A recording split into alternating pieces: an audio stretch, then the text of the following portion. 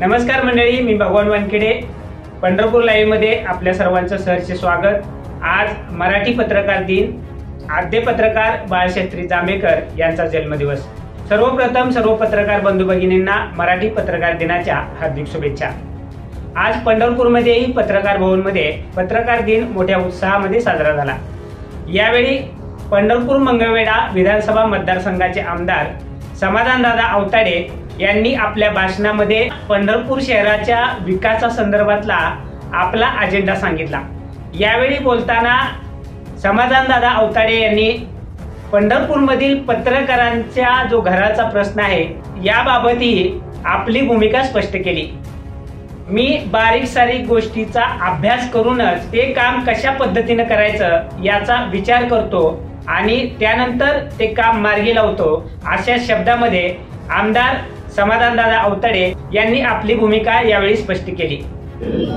आणि या सन्मान खऱ्या अर्थाने पत्रकार म्हणजे या लोकशाहीतला चौथा स्तंभ आहे. आणि नक्कीच या पुढच्या कालावधीमध्ये आता आबांनी हेही सांगितलं आणि आबांनी काही गोष्टी सुचवल्या. अतिशय चांगल्या प्रमाणात या ठिकाणी चांगल्या गोष्टी या शहराच्या तालुक्याच्या विकासासाठी सुचवल्या. पंढरपूर आपली इंद्रायणी नदी पंढरपूर मधून या ठिकाणी या आपल्या चंद्रभागा नदीतून या चंद्रभागा नदीचं आपल्याला आता मला वाटतं शापूरकर साहेबांनी सांगितलं, कंबोळकर साहेबांनी सांगितलं, तर नदी आपली शुद्ध झाली पाहिजे नदीतून त्या ठिकाणी. आता मला या निमित्तानं मी काम करतोय हे बारीक बारीक गोष्टीतनं अभ्यास करून मी काम करतो. आपल्या सगळ्यांची मानसिकता ज्या वेळेला वारी होते, वारी झाल्या आपल्या सगळ्यांना माहित आहे की दवाखाने फुल होतात, आपण महेशराव 100% आजारी पडतो. पण ही आपली मानसिकता नाही. आपले वडील, पंजोबा, आपण पंजोबा, या सगळ्यांची मानसिकता आहे का नाही? होती का नाही? वारी झाल्यावर आपण आजारी पडतोय का नाही? पण नुसतं पंढरपूर पडत नाही, सांगोला पडतोय, मंगळवेढा पडतोय, अख्खा सोलापूर निम्मा अर्ध पडतंय आजारी. याचं कारण काय आहे? हे मुळापर्यंत आज आपण नुसतं शुद्ध करणं हे बोलतोय आपण, पण या बेसिक गोष्टी आपल्याला या महत्वाच्या सुधारणा झाल्या पाहिजे.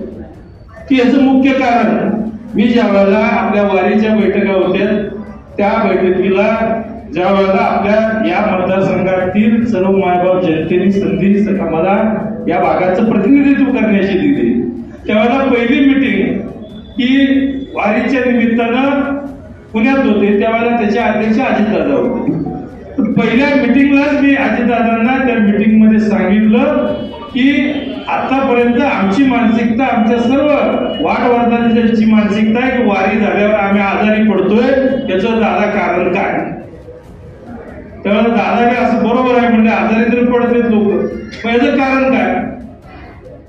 तर मला त्यांनी विचारल्यानंतर मी ते परत सांगितलं अजितदादांना की दादा या शहराला या ठिकाणी सगळे होते त्या मिटिंगला, आयुक्त, 4-5 जिल्ह्याचे कलेक्टर, सगळ्या डिपार्टमेंटचे सगळे अधिकारी, हे सगळे जण होते. परंतु त्या मिटिंगला मी सांगितलं गेलं की या आपल्या पंढरपूर शहरामध्ये ज्या वेळेला जे वारकरी येतात हे एका वारीला किती असतात? सांगितलं आषाढीला बाबा 15 लाखापर्यंत 20 लाखापर्यंत लोक येतात, इतर वारीला 10 लाखापर्यंत येतात. मी म्हणून दर शनिवार रविवारी जवळजवळ 3 लाख ते 5 लाखापर्यंत लोक येतात. 15 दिवसाची एकादशीला त्यावेळेला मी जवळजवळ 5-6 लाखाच्या आसपास लोक येतात. महिन्याच्या एकादशीला ती म्हणजे संख्या आज रस्ते चांगले झाल्यामुळं आपल्या शहरामध्ये लोकांची येण्या जाणारी भाविकांची संख्या वाढली गेली. त्यामुळं आज भाविक इथं वारीला आल्यानंतर 3-4 दिवस त्या वारीच्या वेळेला वारकरी इथं राहतो, भाविक राहतो. राहिल्यानंतर जे त्याचं प्रातःविधी करायचं असेल, सांडपाणी असेल, तर या सांडपाण्याचं शुद्ध करण्याची प्रक्रियेचं खऱ्या अर्थाने आपली या पंढरपूर शहराची कॅपॅसिटी किती आहे? मग तिथं त्यावेळेला त्यांनी सांगितलं, लगे अभ्यास केला, बाबा इथं 7 MLD, इथं 2 MLD, इथं 4 MLD, सांगितलं 15-16 MLD पर्यंत निघालं. 15-16 MLD जर निघालं तर त्या ठिकाणी ही किती लोकांच्यासाठी सुटेबल आहे. मी जसं प्रश्न करेन मग सांगितलं त्यांनी की तिथली लोकसंख्या एवढी आहे 2 लाखापर्यंत 2 लाखापर्यंत ही जवळजवळ 20-22 MLD पर्यंत जाईल. 2-2.5 लाखाच्या फ्लोटिंग पीपल किती आहेत म्हणजे फ्लोटिंग म्हणजे येणारे जाणारे लोक त्या लोकांची संख्या 15 लाख असेल तर 15 लाखाला किती MLD लागल. मग ते सगळं पाण्यापासून पाणी किती लागल आणि त्याची मैला मिश्रितची पाणी जातं हे शुद्ध कशा पद्धतीनं केलं पाहिजे आणि ते शुद्ध पाणी हे आपलं नदीत जातं. शुद्ध करून नदीत किंवा शेतीला ते पाणी गेलं पाहिजे. परंतु या गोष्टीकडे आतापर्यंत कधीच लक्ष दिलं गेलं नव्हतं. हे अशा गोष्टीकडे आज पत्रकार म्हणून सुद्धा आपण बघितलं पाहिजे की ही गोष्ट मी ज्यावेळेला शासनाच्या निदर्शनास आणली. शासनाच्या निदर्शनास आणल्यानंतर त्यावेळेला सत्ता नव्हती तरी मी तो प्रश्न मांडला अजितदादांनी. त्यावेळेला आयुक्तांना 4 ते 5 बैठका इथे घेतल्या गेल्या पंढरपूरमध्ये आणि ह्या सगळ्या गोष्टी खऱ्या करल्या गेल्या. हा जर मोठ्या याचा म्हणजे जवळजवळ 32 का 42 MLDचं प्लॅन तिथं लागत होता पण ऍक्च्युली आपला 15-16 MLD वरच आहे. मग या 15-16 MLD असेल तर राहिलेलं पाणी राहिलेलं मैला मिश्रित पाणी ते कुठं जाणार आहे. त्याची बॅच आधी शुद्ध करण्याची प्रक्रिया त्या प्लांट मध्ये होणारच नाही. जशी सकाळची जोड असतोय सकाळी आंघोळी धुणं भांडी सगळं असते सकाळी. त्यामुळे सकाळचा लोड जसा येईल तसा तिकडं बाहेर जाऊ. मग तेच पाणी आता ह्या गोष्टी आपण बाहेर बोलू नये. परंतु आता या शासनानं जवळजवळ 13 MLDचा प्लॅट वाढवला. 120 कोटी रुपये त्या ठिकाणी आपल्याला मंजूर झाले आणि येणाऱ्या काही दिवसामध्ये हा 13 MLDचा म्हणजे एवढाही प्लॅट कमीच पडणार आहे. अजून याच्यापेक्षाही 10-15 MLD अजून वाढवा लागल तर या शहरातील येणाऱ्या प्रत्येक भाविकांचं म्हणजे आज मला सांगायचं तात्पर्य एवढंच आहे की आपण सगळेजण पत्रकार आहे. आपण लोकशाहीचा 4था स्तंभ आहे. तर या सगळ्या गोष्टीकडे आपण लक्ष दिलं पाहिजे. पाण्याची व्यवस्था कशी झाली पाहिजे. कित्येक भागामध्ये त्या ठिकाणी पिण्याच्या पाण्याच्या पाईपलाईन नव्हत्या आता पाण्याच्या पाईपलाईन चालू झाले रस्ते चालू झाले. या सगळ्या गोष्टी आता बऱ्याच ठिकाणी जोशी साहेब आपल्यालाही माहित आहे की मी ज्या वेळेला आमदार झालो त्यावेळेला चिखलातून आपल्या कुंभारगलीच्या रस्त्याला मला त्या ह्याचं असं काय नाही तिथं मला पहिल्यांदा आमदार झाल्याने बोलवलं.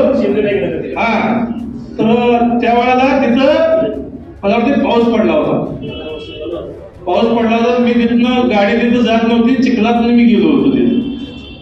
तर चिखलातनं गेल्या मी म्हणलं इकडे एवढाच पीस कसं काय नाही. ते म्हणजे आतापर्यंत इकडं कधी कोण आलं नाही इकडं सांगितलं. तर पहिल्या तिथं गेल्या जसा निधी आला पहिल्यांदा मी तिथनं बाहेर पडलो. मुरमीकरण पहिल्यांदा नगरपालिकेने सांगून मुरुम टाकायला लावला आणि फंड्स आले का लगेच त्याच्यावर रस्ता सुद्धा करून गेला. जवळून ओळखतोय मी. हे नाव सांगायला काय हरकत नाही. भगवानराव सारखे आमचे मित्र आहेत. तर आज जवळजवळ 17-18 वर्ष किती वर्ष झाले का 25 वर्ष पत्रकारिता होती. आता कपड्यावर जायचं नाही त्यांच्या मित्रांकडून जरा ओपन बोलतोय. पण आज त्यांच्या घराचा सुद्धा प्रश्न या ठिकाणी निर्माण होतोय. 25 वर्षे पत्रकारिता होऊन त्या ठिकाणी आपल्याला घर सुद्धा निर्माण करता आलं पाहिजे. ही भूमिका आहे. पत्रकारिता करत म्हणजे आपण त्या ठिकाणी म्हणजे संसारिक माणूस आहे. संसाराकडे सुद्धा आपण लक्ष दिलं पाहिजे. संसाराकडे लक्ष द्यायचं म्हणजे परत अजून त्याचा अर्थ वेगळा काढू नये कोणी. जे आपला काय उद्योग असेल किंवा ज्या काय गोष्टी असतील त्याही गोष्टी आपण केल्या पाहिजे. तो उद्योग आपला असेल तर म्हणजे संसारिक सुद्धा आपण गाडा हाकलला पाहिजे.